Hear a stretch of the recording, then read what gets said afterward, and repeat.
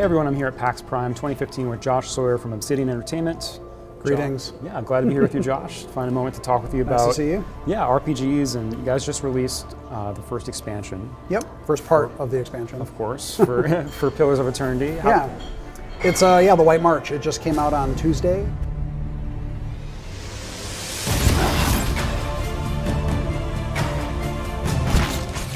We decided we wanted to make a big traditional RPG expansion, sort of like Tales of the Sword Coast, and we realized that to do that we would need more time, so we made it in two parts. The first part came out, and the second part will be coming out sometime in the winter.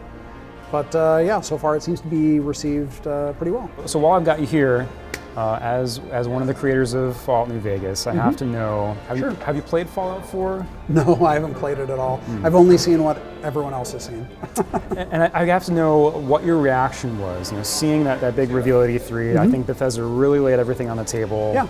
That was exciting. So what stood out to you? What surprised you? What was exciting or interesting to you? Well, I think what's interesting is that Bethesda has always been very receptive to its fans in terms of modding, with their tool set, with the way they design their engine, the way they engineer it. It makes it actually very easy to make new content for it.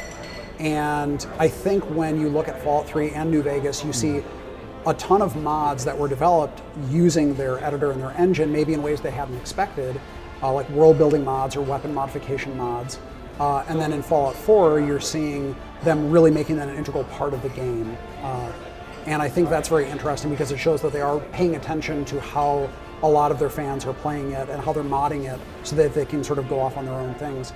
My interest in the future as sort of tabletop role player is always going to be, and as an Obsidian designer, is always to see choice and consequence and how they're approaching storytelling. Obviously, it was the thing that most surprised me was hearing a voice protagonist, because that's never been a part of Fallout really. So I'm also interested in just how they're going to do choice and consequence and how the story is going to sort of flow and stuff like that. So that's what I'm interested in the future.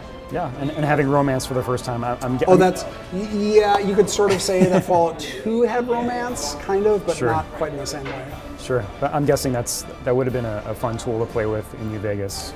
You know, we actually had some ideas for characters that would, like there was a chance for you to, like in one story sort of draft, we had Cass would get drunk with the protagonist and then would wake up with the king having married them, at the King's School of Impersonation. Right. That seemed very Vegas, but we're also like, that's kind of a complicated sort of series of events, so we decided not to do it. So, but it's also in the vein of the Fallout 2, more like humorous romance rather than sort of more in-depth and serious. So it'll be interesting to see how Bethesda actually approaches that in Fallout 4.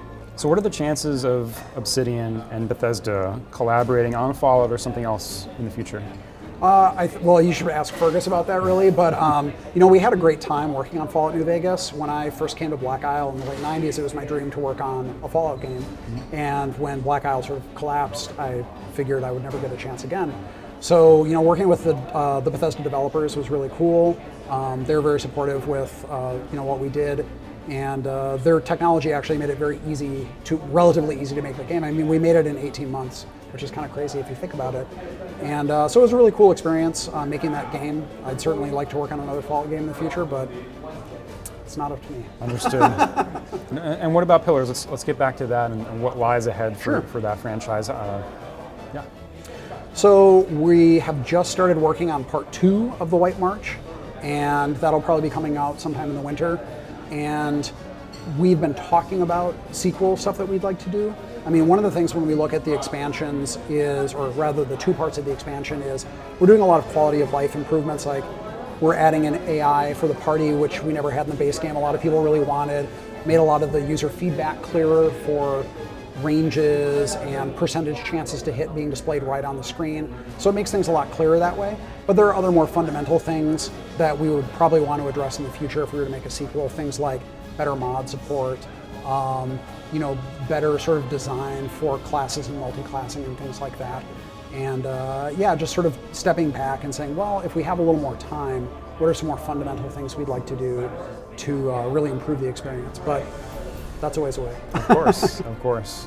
I think when we worked on Alpha Protocol, working with Unreal, working on a third-person shooter, working in a contemporary setting, and thinking like, well, how do we apply the sort of concepts of a role-playing game, which is our wheelhouse, to a modern setting rather than to fantasy.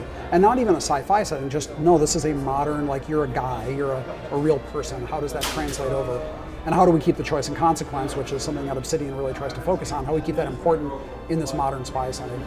And then looking at Armored Warfare, a lot of things like stat upgrades and stat trees and differentiation of vehicles, you know, that kind of goes back to the idea of how we look at how classes advance, how people differentiate their characters, what they like to see change in their characters over time.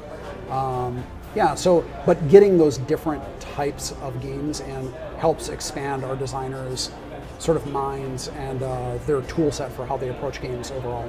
Great. And because I really enjoyed Alpha Protocol, cool. I have to, like, it has to have passed through your guys' mind. You have to have seen the show Archer. Yes. And just thought, can we get that license? Can we kind of return to that? It wasn't something that I don't think people really thought about it until, or at least not seriously until after Alpha Protocol shipped, but it has come up actually several times of people saying like, yeah, that would be a good fit, Archer Protocol. Because we were actually talking earlier today about how Alpha Protocol, it's has a very realistic look to it, but it's also kind of silly and comical in a lot of ways. And a lot of that comedy, I think, would fit. Obviously, Archer is a great fit for that sort of stuff. So it'd be fun to see. Yeah, it'd be fun to see. It would. Well, it's fun to think about too. Well, thanks, Josh. Yeah, thank you very much. With us. Yeah.